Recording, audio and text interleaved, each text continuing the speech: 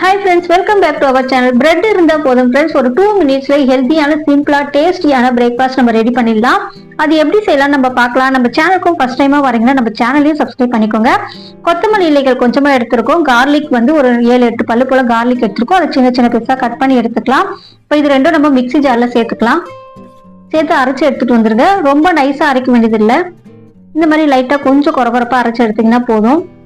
இப்போ இதோட நம்ம ஆரிகானோ ஒரு ஸ்பூன் அளவுக்கு ஆட் பண்ணிக்கலாம். நம்ம இட்லி தோசைன்னு ஒரே மாதிரி சாப்பிட்டு ரொம்பவே போர் அடிச்சு போயிருக்கோம். அதுவும் நம்ம டயர்டா இருக்குன்னு ஃபீல் பண்றப்ப டைமும் அதிகம் இல்லாம ரொம்பவே டேஸ்டான சிம்பிளான இந்த பிரேக்ஃபாஸ்ட்டை ட்ரை பண்ணி பாருங்க ஃப்ரெண்ட்ஸ். எல்லாருக்குமே ரொம்ப பிடிக்கும், ஹெல்த்தியானதும் கூட. இப்போ இதோட நம்ம சில்லி ஃபிளக்ஸ் சேர்த்து நல்லா மிக்ஸ் பண்ணிட்டோம்.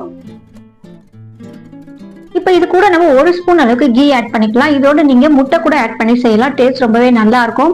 இந்த ஜெனரேஷன்ல இருக்கக்கூடிய பிள்ளைகளுக்கு எல்லாம் பாத்தீங்கன்னா இந்த மாதிரியான பிரேக்ஃபாஸ்ட் செஞ்சு கொடுக்கும்போது தான் ரொம்பவே லைக் பண்ணி சாப்பிடுவாங்க.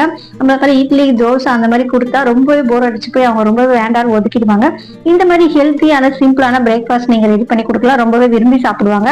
இப்போ இது நல்லா நம்ம கலந்துட்டோம். ஸ்டவ்ல ஒரு பேன் வச்சுக்கலாம். கொஞ்சமா நெய் ஆட் பண்ணிக்கோங்க. நீங்க பட்டர் ரெண்டு ஆட் பண்ணிக்கலாம். நம்ம இன்னைக்கு நெய் ஆட் பண்ணி செய்யறோம். பட்டர் சேர்த்து செஞ்சீங்கன்னா டேஸ்ட் இன்னும் ரொம்பவே சூப்பரா இருக்கும். இப்போ ஒரு பிரெட் எடுத்து நம்ம ரெடி பண்ணி வச்சிருந்தா அந்த கார்லிக் பேஸ்ட் அப்ளை பண்ணிடுங்க.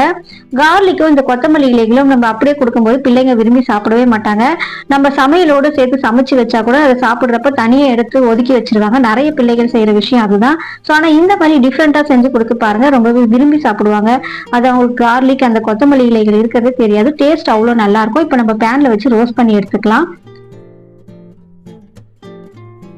பாருங்க, ஒரு பக்கம் ரோஸ்ட் ஆயிட்டோம்னா நீங்க திருப்பி போட்டுங்க. திருப்பி போட்டு ஸ்டவ் வந்து மீடியம் ஃபிளேம்ல வச்சிருங்க, ஹை ஃபிளேம்ல வைக்காதீங்க. இப்ப நல்லா ரோஸ்ட் பண்ணி எடுத்துட்டீங்கன்னா ரொம்பவே சூப்பரான டேஸ்டான கார்லிக் பிரெட் ரெடி ஆயிடும்.